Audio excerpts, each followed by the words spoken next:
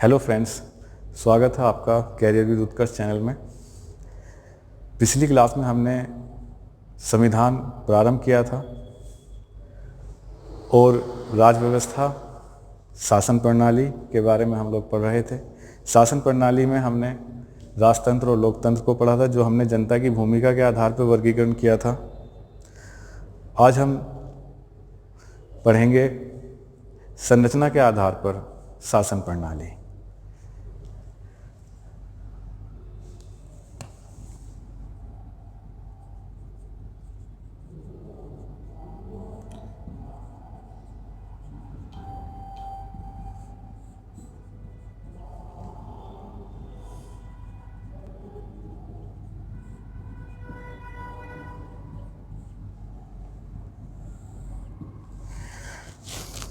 पिछली क्लास में हमने लोकतंत्र की परिभाषा और लोकतंत्र के प्रकार समझे थे। लोकतंत्र दो प्रकार का होता है, प्रत्यक्ष और अप्रत्यक्ष। प्रत्यक्ष वो लोकतंत्र होता है जिसमें जनता की सीधी भूमिका होती है, सरकार के निर्माण में भी और नीति निर्माण में भी। अप्रत्यक्ष वो लोकतंत्र होता है जिसमें जनता की सरकार चुनने में तो सीधी भूमिका होती है, लेकिन नीतिगत भागीदारी उसकी नहीं होती और वह अपने प्रतिनिधियों के माध्यम से ही नीति निर्माण में भाग लेती है। प्रत्यक्ष लोकतंत्र भी फिर हमने कई प्रकार का पढ़ा था, जिसमें हमने रेफरेंडम पढ़ा, प्लेबिसाइट पढ़ा, उपक्रम पढ़ा, इनिशिएटिव, रिकॉल, प्रत्यावधान पढ़ा। तो वो सारी चीज़ें मैं आशा करता हूँ आप लोगों को समझ में आई होंगी। एक शब्द और आता है गणतंत्र। लोकतंत्र, जैसे कि हम कहते हैं भारत लोकतांत्रिक गणराज्य है। गणतंत्र का मतलब होता है कि एक ऐसी व्यवस्था जिसमें देश के सभी नागरिकों को शासक बनने के अवसर प्राप्त होते हैं। यानी एक विधिपूर्ण निर्वाचन के द्वारा देश का कोई भी आम नागरिक शासक के रूप में निर्वाचित हो सकता है और उसमें वंशानुगत तत्व नहीं पाए जाते हैं। उसे हम गणतंत्र कहते हैं। और इसी का एक बदला हुआ रूप जनतंत्र के रूप में आता है, पब्लिक डेमोक्रेसी जिसे हम कहते हैं। जनतंत्र शब्द का अर्थ है, ये मुख्यतः साम्यवादी देशों में पाई जाती है, जिसमें एक पार्टी की विचारधारा होती है, एक पार्टी सिस्टम होता है, मतदान आवश्यक रूप से करना होता है। तो जनतंत्र जो मुख्य रूप से पाया जाता है वो साम्यवादी देशों में पाया जाता है। फिलहाल हम बात कर रहे थे शासन प्रणाली की। शासन प्रणाली में हम आज जो डिस्कस करेंगे वो संरचना के आधार पर शासन प्रणाली का करेंगे। और संरचना के आधार पर भी हमने इसको दो भागों में बांटा था। एक थी संसदीय शासन प्रणाली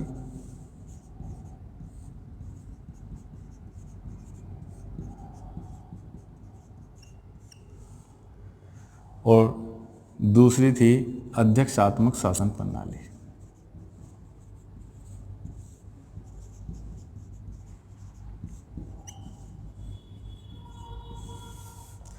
अध्यक्षात्मक शासन प्रणाली। पहले हम समझेंगे संसदीय प्रणाली क्या होती है। अगर मैं आपसे पूछूं संसदीय प्रणाली क्या होती है, तो ज़्यादातर जो बच्चे आंसर देते हैं वो देते हैं कि जिस देश में संसद होती है, लेकिन ऐसा नहीं है। संसदीय प्रणाली का मतलब होता है कि देश में एक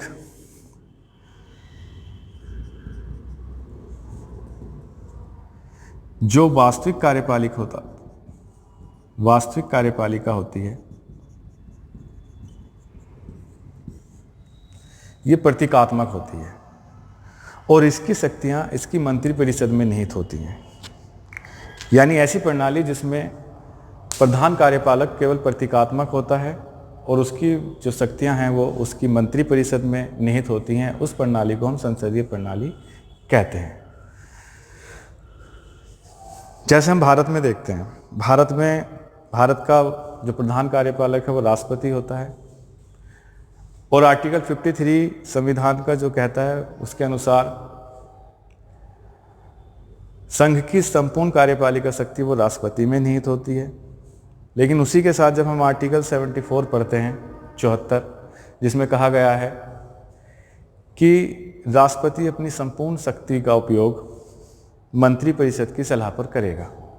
यानी देखा जाए तो आर्टिकल 53 के अनुसार जो शक्ति है वो राष्ट्रपति में निहित है, लेकिन वो उसका प्रयोग किसकी सलाह पे कर रहा है? मंत्रिपरिषद की सलाह पे कर रहा है।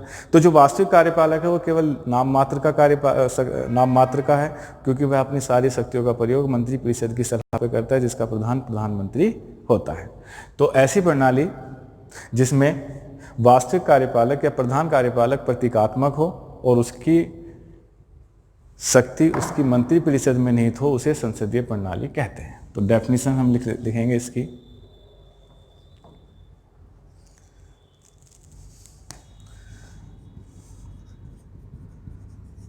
ऐसी शासन प्रणाली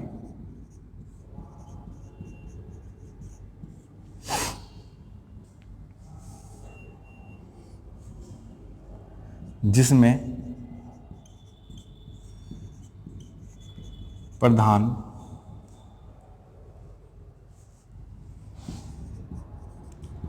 कार्यपालक, प्रधान कार्यपालिका प्रतीकात्मक होती है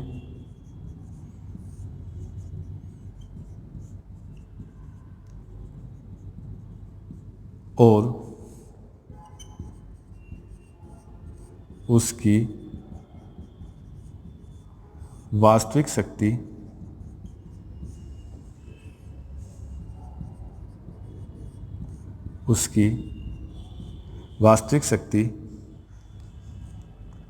उसकी मंत्रिपरिषद में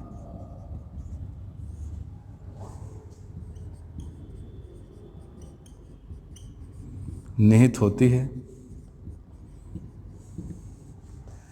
संसदीय शासन प्रणाली कहलाती है।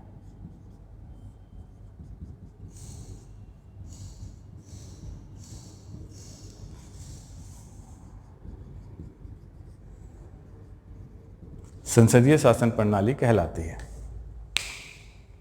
यानी ऐसी प्रणाली जिसमें प्रधान कार्यपालिका प्रतीकात्मक हो और उसकी वास्तविक शक्ति उसकी मंत्रिपरिषद में निहित हो, संसदीय शासन प्रणाली कहलाती है।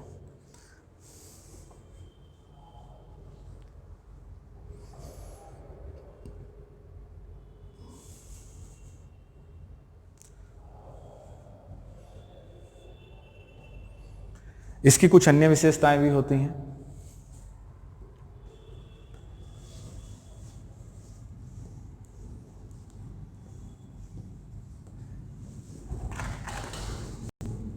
जैसे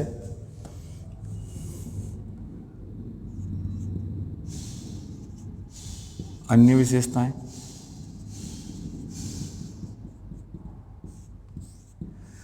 पहली, दोहरा उत्तरदायित्व पाया जाता है।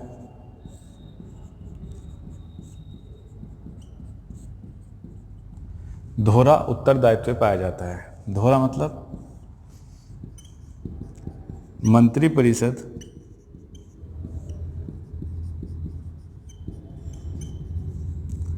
सामूहिक रूप से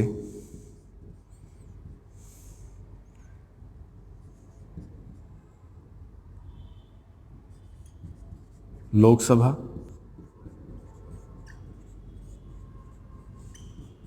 निम्न सदन के प्रति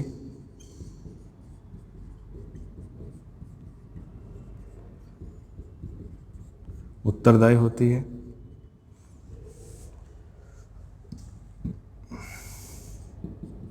मंत्री व्यक्तिगत रूप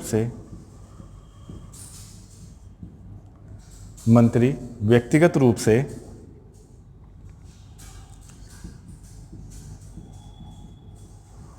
राष्ट्रपति के प्रति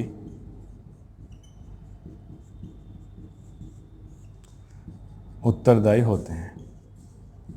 तो एक विशेषता इसकी ये भी होती है कि इसमें दोहरा उत्तरदायित्व पाया जाता है कि मंत्रिपरिषद सामूहिक रूप से तो लोकसभा के प्रति उत्तरदायी होगी और व्यक्तिगत रूप से राष्ट्रपति के प्रति मंत्री उत्तरदायी होगा।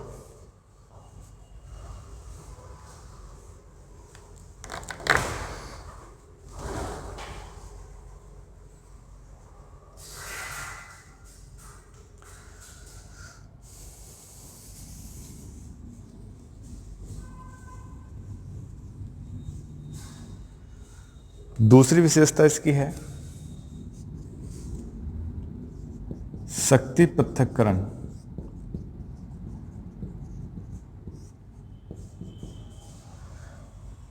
सेपरेशन ऑफ पावर, शक्ति पृथक्करण का सिद्धांत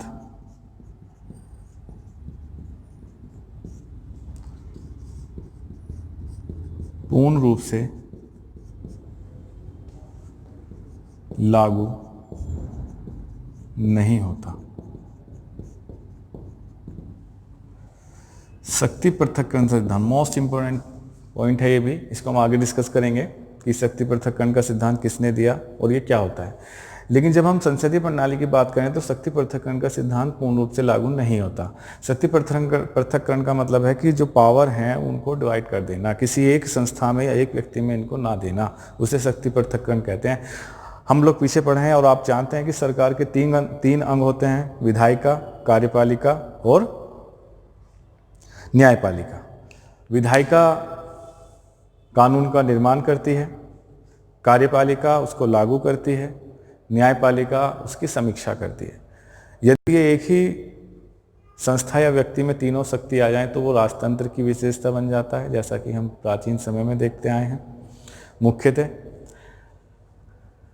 लेकिन अगर इनको तीनों को पावर को हम विकेंद्रित कर दें, यानी इनका विकेंद्रीकरण कर दें, अर्थात अलग अलग संस्थाओं में इनको दे दें, जैसे कार्यपालिका कानून लागू कर रही है, विधायिका निर्माण कर रही है, न्यायपालिका उसको समीक्षा कर रही है, तो ये लोकतांत्रिक रूप में माना जाता है और इसको शक्ति पृथक्करण का सिद्धांत कहते हैं। अब हम देखते हैं कि जो संसदीय प्रणाली है उसमें, क्योंकि जो विधायिका है और कार्यपालिका है उसमें स्पष्ट विभाजन देखने को नहीं मिलता, क्योंकि कार्यपालिका का सदस्य वही बनेगा जो विधायिका का सदस्य होगा। तो जब स्पष्ट विभाजन नहीं है तो हम कह सकते हैं कि शक्ति पृथक्करण का सिद्धांत पूर्ण रूप से लागू नहीं होता, क्योंकि विधायिका और कार्यपालिका में स्पष्ट विभाजन नहीं होता। यद्यपि न्यायपालिका पूर्णतः अलग होती है, अर्थात न्यायपालिका तो पूर्ण रूप से अलग है, परंतु विधायिका और कार्यपालिका में स्पष्ट विभाजन नहीं है, क्योंकि कार्यपालिका का सदस्य वही होगा जो विधायिका का सदस्य भी होगा। तो यहाँ पर स्पष्ट विभाजन नहीं दिखाई देता, इसलिए संसदीय प्रणाली की एक विशेषता ये बन जाती है कि शक्ति पृथक्करण का सिद्धांत पूर्ण रूप से लागू नहीं होता।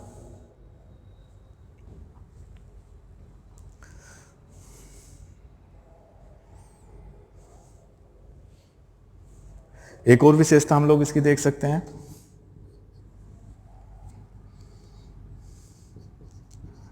राष्ट्र का अध्यक्ष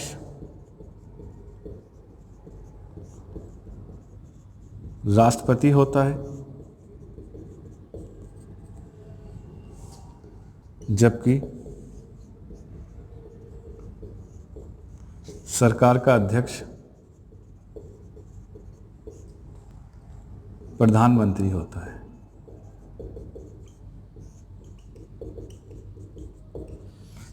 तो ये कुछ अन्य विशेषताएं हैं संसदीय प्रणाली की। संसदीय प्रणाली जिसमें प्रधान कार्यपालिका प्रतीकात्मक और उसकी वास्तविक शक्ति उसकी मंत्रिपरिषद में होती है, यानी वास्तविक जो शक्ति है वो मंत्रिपरिषद के हाथ में है, जिसका प्रधान प्रधानमंत्री है। इसलिए हम ये बात कह रहे हैं कि जो राष्ट्र का अध्यक्ष है वो राष्ट्रपति है, क्योंकि कार्यपालिका का प्रमुख राष्ट्रपति है, जबकि सरकार का अध्यक्ष प्रधानमंत्री है, क्योंकि वास्तविक जो शक्ति है वो प्रधानमंत्री के हाथ में हमें दिखाई देती है। तो कार्यपालिका का प्रधान जो है वो प्रतीकात्मक है और वास्तविक शक्ति उसकी मंत्रिपरिषद यानी प्रधानमंत्री और मंत्रिपरिषद में होती है। तो ये संसदीय प्रणाली की विशेषताएं। अब हम बात करते हैं कि भारत में संसदीय प्रणाली है या नहीं है।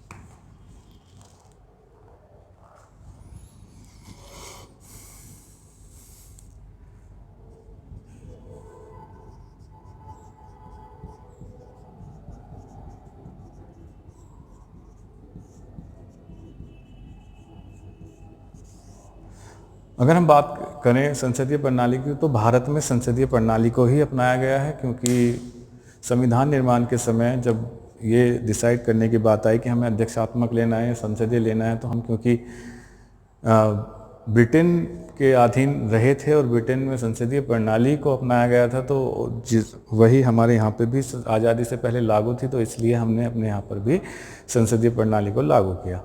कैसे लागू है देखते हैं। संविधान का एक आर्टिकल है 53, जिसमें कहा गया है संघ की संपूर्ण कार्यपालिका शक्ति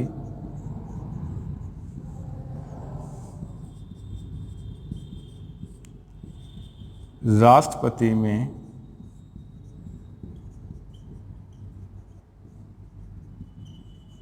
निहित होगी। संघ की संपूर्ण कार्यपालिका शक्ति राष्ट्रपति में निहित होगी। अब संपूर्ण कार्यपालिका शक्ति राष्ट्रपति में है, तो इसका मतलब राष्ट्रपति के पास सारी पावर है। लेकिन भारतीय संविधान का ही आर्टिकल 74 क्या कहता है? राष्ट्रपति को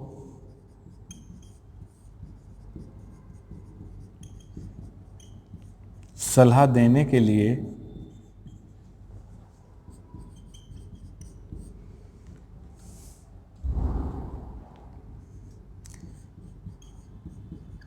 एक मंत्रिपरिषद होगी,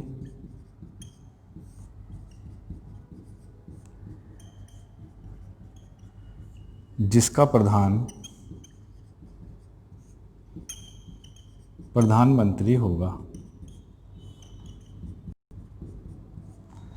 जिसका प्रधानमंत्री होगा।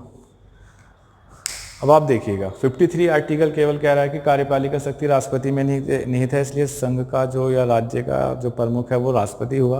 लेकिन 74 कह रहा है कि राष्ट्रपति को सलाह देने के लिए एक मंत्रिपरिषद है, जिसका प्रधानमंत्री है। तो यानी राष्ट्रपति इस शक्ति का प्रयोग किसकी सलाह पे करेंगे? मंत्रिपरिषद की सलाह पे करेंगे। तो इसका मतलब है कि राष्ट्रपति प्रतीकात्मक है और उसकी वास्तविक शक्ति उसकी मंत्रिपरिषद में, इसलिए भारत में संसदीय प्रणाली लागू है।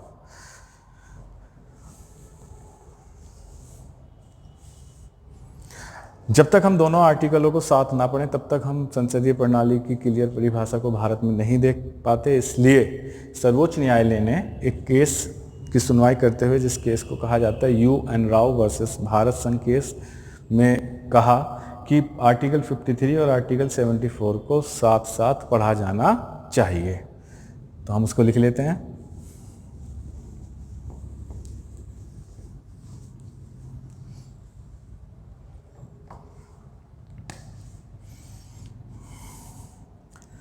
नोट में लिख लेंगे इसको। UN राव वर्सेस भारत संघ केस में सर्वोच्च न्यायालय ने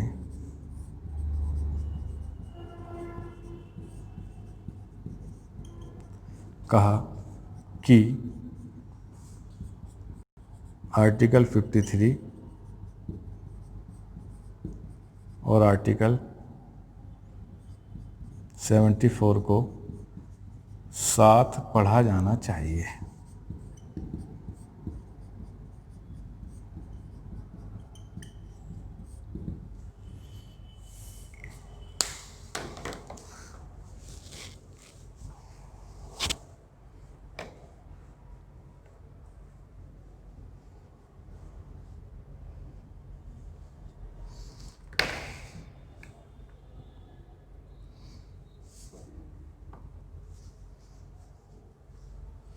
इसके अलावा हम ये भी देख सकते हैं कि भारत में जो कार्यपालिका है वो प्रधानमंत्री और मंत्रिपरिषद से मिलकर बनती है, और प्रधानमंत्री या मंत्रिपरिषद का सदस्य बनने के लिए विधायिका का सदस्य होना जरूरी है। तो इसलिए भारत में शक्ति पृथक्करण का सिद्धांत भी पूर्ण रूप से लागू नहीं होता है, लेकिन कार्यपालिका और विधायिका से बिल्कुल अलग हमने अपने न्यायपालिका को रखा है। तो ये बात भी, ये शर्त भी हमारे यहाँ पूरी होती है, इसलिए हम कहते हैं कि भारत में संसदीय प्रणाली है। एक और नोट लिखेंगे, संसदीय प्रणाली का जनक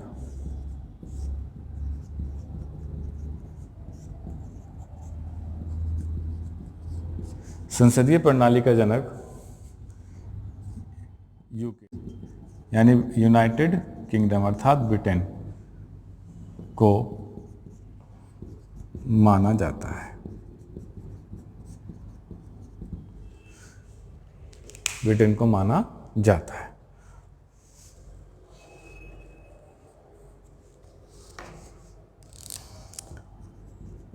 इस प्रणाली को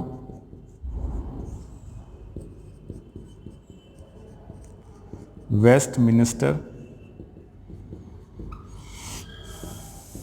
प्रणाली भी कहते हैं। वेस्टमिनिस्टर प्रणाली भी कहते हैं। वेस्टमिनिस्टर एक जगह है लंदन में जहां पर यूके की संसद स्थित है, इसलिए संसदीय प्रणाली का जनक यूके है और यूके इसका जनक है, इसलिए इसको वेस्टमिनिस्टर प्रणाली भी कहा जाता है। जबकि भारत की संसदीय प्रणाली और यूके की संसदीय प्रणाली में थोड़ा डिफरेंस भी पाया जाता है, जैसे हम यहाँ पे गणतंत्र लोकतंत्र में हैं और वो वहाँ राजशाही लोकतंत्र में हैं, क्योंकि उनका जो कार्यपालक है यानी कि जो वहाँ की महारानी या महाराजा हैं वो वंशानुगत होते हैं, और हमारे यहाँ का जो कार्यपालक है जो राष्ट्रपति है उसको जनता द्वारा अप्रत्यक्ष रूप से निर्वाचित किया जाता है।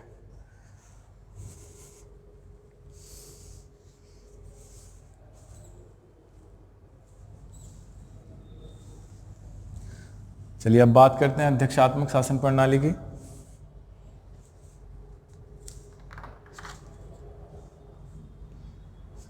अध्यक्षात्मक शासन प्रणाली का मतलब ये है कि इसमें जो प्रधान कार्यपालक होता है वही वास्तविक कार्यपालक भी होता है और उसी में सारी शक्ति निहित होती है। तो पहली पॉइंट तो हम यही लिखेंगे इसमें, प्रधान कार्यपालक ही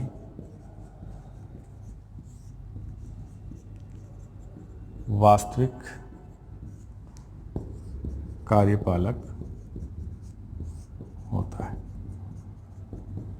अर्थात कि जो राष्ट्रपति है या जो भी देश का प्रमुख है वही उसी वास्तविक रूप से भी उसी के पास सारी शक्ति होंगी। अध्यक्षात्मक शासन प्रणाली की ये मुख्य विशेषता होती है। दूसरी विशेषता की अगर हम बात करें, शक्ति पृथक्करण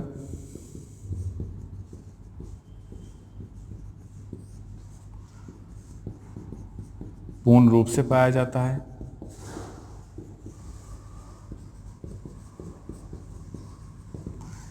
अर्थात सरकार के जो तीनों अंग हैं, कार्यपालिका, व्यवस्थापिका, न्यायपालिका, उन तीनों को बिल्कुल अलग अलग रखा जाता है। कार्यपालिका के सदस्य होने के लिए विधायिका का सदस्य होना आवश्यक नहीं है, दोनों के चुनाव अलग अलग होते हैं, तो पूर्ण पृथक्करण जो है वहाँ पर पाया जाता है। इस प्रणाली का जनक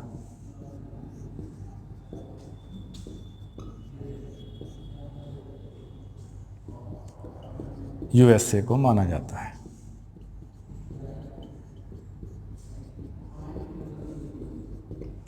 यूएसए को माना जाता है, यानी संसदीय शासन प्रणाली का जो जनक है वो यूके है और अध्यक्षात्मक शासन प्रणाली का जनक जो है वो यूएसए है।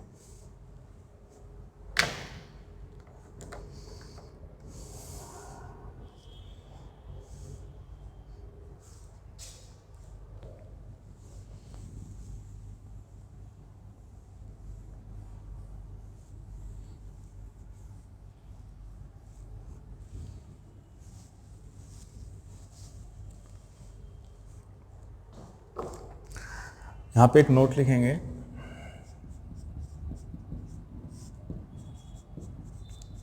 छाया मंत्रिमंडल।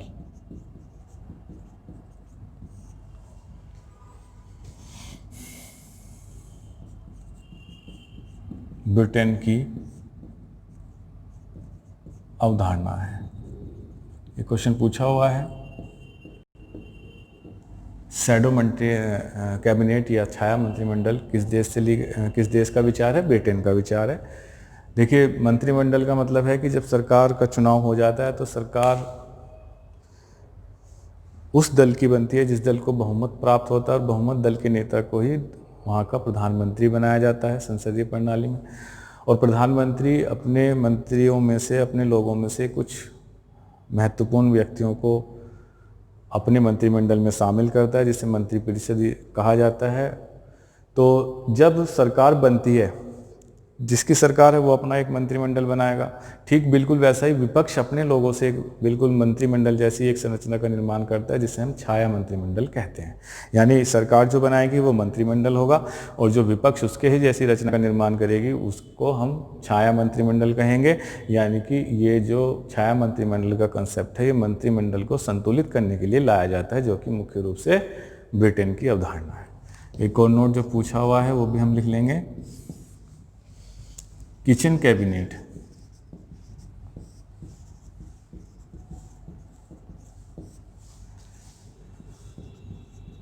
यूएसए की अवधारणा है।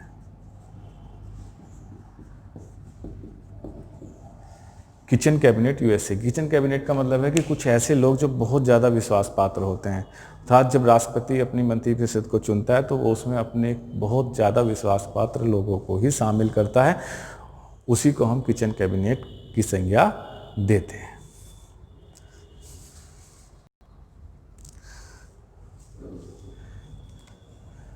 यहाँ पे एक और हेडिंग हम डिस्कस कर लेते हैं, शक्ति पृथक्करण, जिसकी बार बार चर्चा जो है वो अध्यक्षात्मक और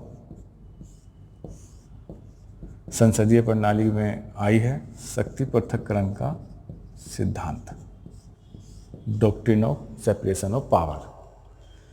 सबसे पहली बात कि ये सिद्धांत मोस्ट इम्पोर्टेंट, कई बार ये क्वेश्चन पूछा गया है कि किसने दिया है, तो लिखेंगे यह सिद्धांत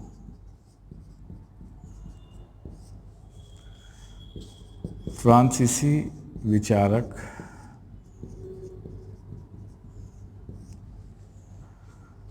मोंटेस्क्यू, मोस्ट इम्पोर्टेंट है, ये बहुत आता है पेपर में।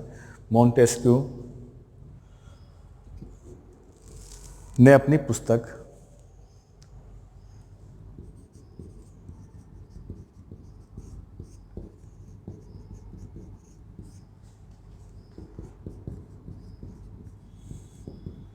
द स्पिरिट ऑफ लॉ में दिया था। यह सिद्धांत फ्रांसीसी विचारक मोंटेस्क्यू ने अपनी पुस्तक द स्पिरिट ऑफ लॉ में दिया था।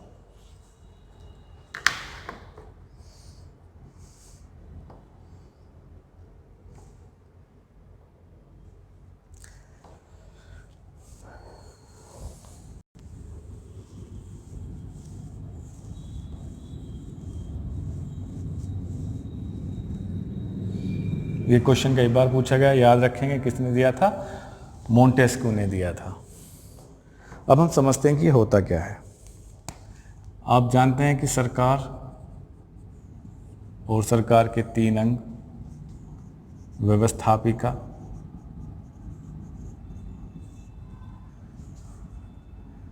कार्यपालिका,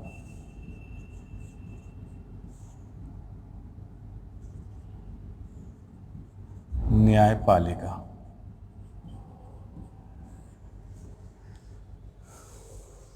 सरकार के 3 अंग हैं। व्यवस्थापिका यानी कि हम कह सकते हैं संसद, और फिर संसद के भी 3 अंग हैं, राष्ट्रपति, लोकसभा, राज्यसभा। राष्ट्रपति, लोकसभा और राज्यसभा। तो व्यवस्थापिका संसद को ही कहते हैं। अब आप देखिएगा कि इसका जो मुख्य कार्य है वो है कानून का निर्माण।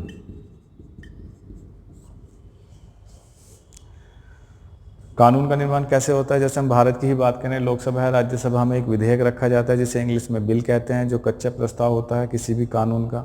जब ये दोनों उसको पास कर देते हैं तो राष्ट्रपति के पास जाता है, राष्ट्रपति उस पर हस्ताक्षर कर देते हैं तो वह कानून, अधिनियम या एक्ट बन जाता है, जिसको लागू कौन करती है? कार्यपालिका। तो यहाँ लिखेंगे इसका जो मुख्य कार्य है विधायिका द्वारा निर्मित कानून को लागू करना। तो कानून को कौन लागू कर रहा है? कार्यपालिका। और न्यायपालिका का काम है कानून की समीक्षा, अर्थात यह देखना कि जो विधायिका ने कानून बनाया है, व्यवस्थापिका ने कानून बनाया है और जिसको कार्यपालिका लागू कर रही है, क्या वो कानून संविधान के अनुसार है या नहीं है, इसको समीक्षा करता है न्यायपालिका।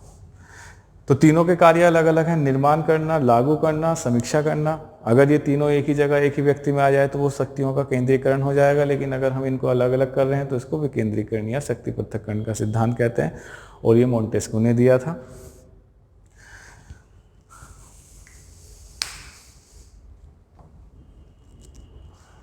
तो हम शक्ति पृथक्करण को लिख सकते हैं, अर्थात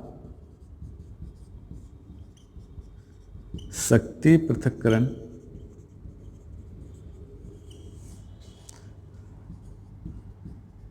के सिद्धांत के अनुसार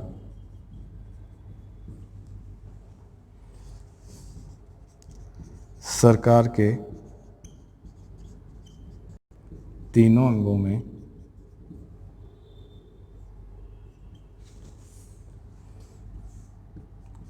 शक्ति का विभाजन होना चाहिए, विभाजन होना चाहिए।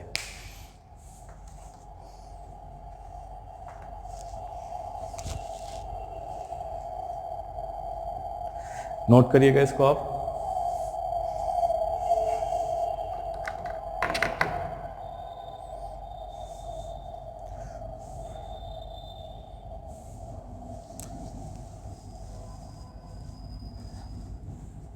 अब भारत में अगर हम बात करें तो भारत में हम जानते हैं कि कार्यपालिका प्रधानमंत्री और उसकी मंत्री परिषद से मिलकर बनती है, और मंत्री परिषद के सदस्य या प्रधानमंत्री जो है वो विधायिका का सदस्य होता है। तो इनमें पूर्ण विभाजन नहीं होता है, जबकि न्यायपालिका अलग होती है। तो ये सिद्धांत भारत में पूर्ण रूप से लागू नहीं है, लेकिन एक बात जरूर है कि विधायिका का काम कानून निर्माण का है, कार्यपालिका का कानून लागू करने का है, और न्यायपालिका का उसको समीक्षा करने का है। तो ये भारत में जरूर दिखाई देता है। तो हम यहाँ लिख सकते हैं,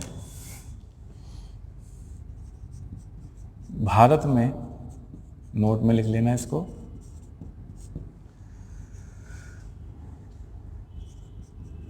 शक्ति पृथक्करण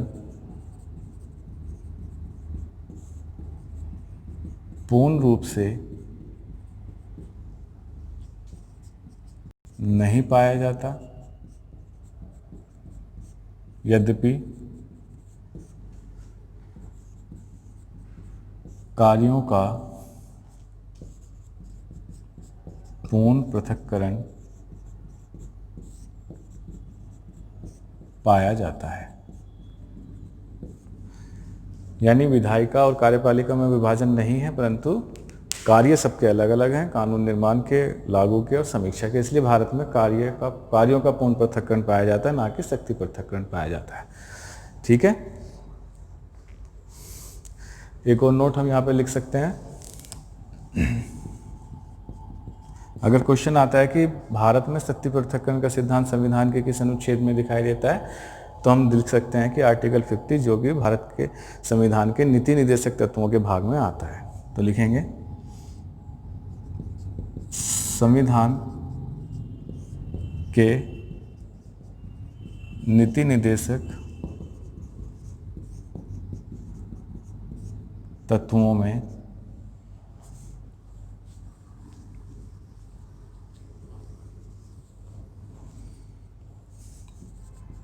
शक्ति पृथक्करण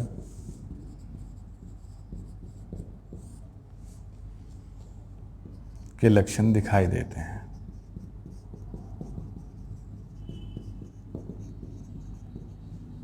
जैसे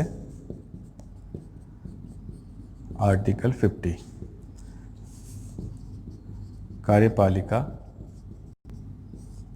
व न्यायपालिका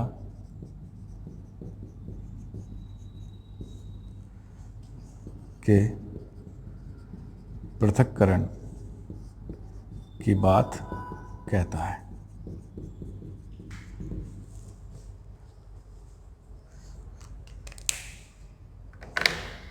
ठीक है,